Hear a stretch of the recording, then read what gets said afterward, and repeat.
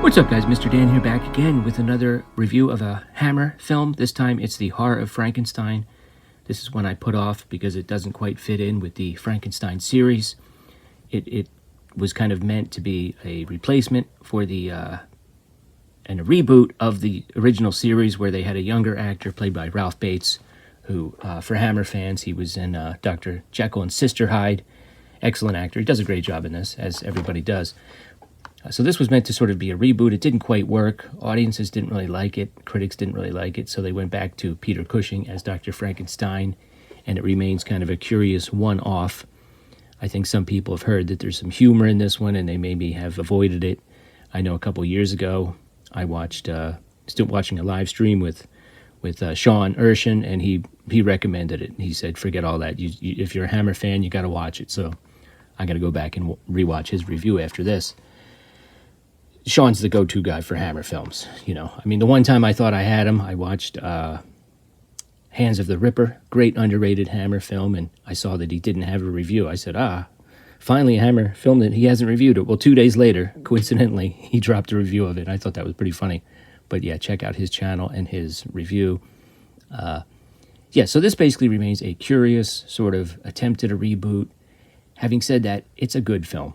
If you like the Hammer Frankenstein series, you'll get a lot of enjoyment out of this. And not only that, look at this monster. You got David Prowse playing the monster, one of 2 times that he did so. This one, he has much more of a classic Frankenstein's monster look, and I have to say, he does a lot better than Kiwi Kingston did in Evil of Frankenstein. The makeup's better, his physical acting is better. He's straight evil. He's straight. I mean, he even has an axe at one point. It's a frightening thing. You got Darth Vader with an axe. He would, of course, be the actor who played Darth Vader. He also trained, who's a bodybuilder. He also trained Christopher Reeve for Super Roll. He also trained Christopher Reeve for the role of Superman. And it's fun to go back and see some of his early roles. He was in The Land That Time Forgot as an executioner. Sorry, my voice might still be a little funny. It's been over a month now. But he actually has a hood on the whole movie. But yeah, he has a great physical presence. And let's just talk about the plot. It's basically a retelling of the classic Frankenstein story. So it's almost like a reboot of Curse of Frankenstein, when the writer-director Jimmy Sangster, who's a legendary writer for Hammer and also did a lot of American films and really solid American TV movies, and just a great writer overall. When he saw that the script was similar, he said, well, we have to do something different. So he put in some humor. I think this quote here describes it pretty much perfectly from allmovie.com. Horror Frankenstein remains a solid, often surprising film that is perfect for horror fans who can appreciate a few sly laughs being mixed in with the usual chills. So yeah, when they reanimate a disembodied arm, a severed arm on the table, it actually makes like a gesture with its fingers. It's pretty funny.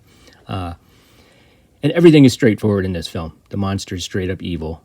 You know, he's not contemplating the meaning of life or anything like that.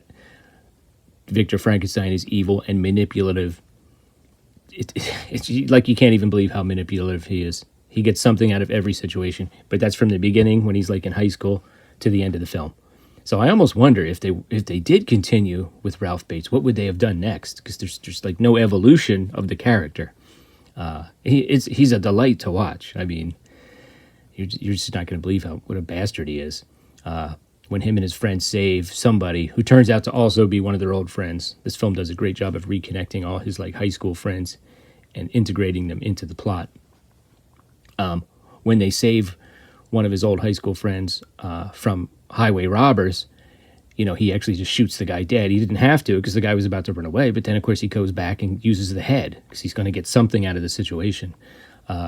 When his friend, who's played by Veronica Carlson, the beautiful Veronica Carlson, who looks fantastic and has a series of gorgeous dresses she wears in this film, when her father loses his property because of something that Victor did, she almost has to come begging to him because she has nowhere to go, so now she's living in the castle. Meanwhile, he's shacking up with the Kato Mara character, who's the housekeeper, who did the same thing for Victor's father, and of course Victor's father didn't want him to go in the direction that he went into as far as his studies. So Victor has him eliminated. I mean, like I said, he's ruthless in this. And then he just pretty much resumes the relationship that his father had with the Kate O'Mara character. And when he sees her after a couple years, he comes back. She's like leaning over, and he's like, "Oh, you've grown up in certain places." I mean, there's nothing subtle about this film. Maybe the humor, except the humor. And it's basically, I won't really get into the plot because it's basically the Frankenstein story. You know, he wants to put a brain into the Frankenstein's monster. The housekeeper finds out what's going on and tries to blackmail him. His other old friend, who's now a police detective, is kind of closing in on him. The sets are pretty good. They did have to cut a few corners. I think they reused some of the sets, as they often did. The laboratory equipment isn't my favorite, but it's pretty good. Some of the gore effects are good. The face makeup is very good. He's also got these like suture marks on his body, which actually kind of look like red magic marker, to be honest with you. So a mixed bag with the effects, but overall, one of the best monsters in the whole series. All in all, a really fun film. I did watch the interview with Veronica Carlson. Very solid interview. Very interesting to hear her talk about working with all these legends. I should probably go ahead and listen to the audio commentary with Jimmy Sangster. I don't know if I've ever heard him speak before, but he's really the key here, I think. You know, this never feels stale, even though you kind of know the story. It feels fresh. And the way that he does the exposition, like the first 20 minutes of this film, I think it would have taken another writer-director 40 minutes to do. You know what I mean? In that case, it would have gotten a little tiresome because you know the story, but he just moves it along.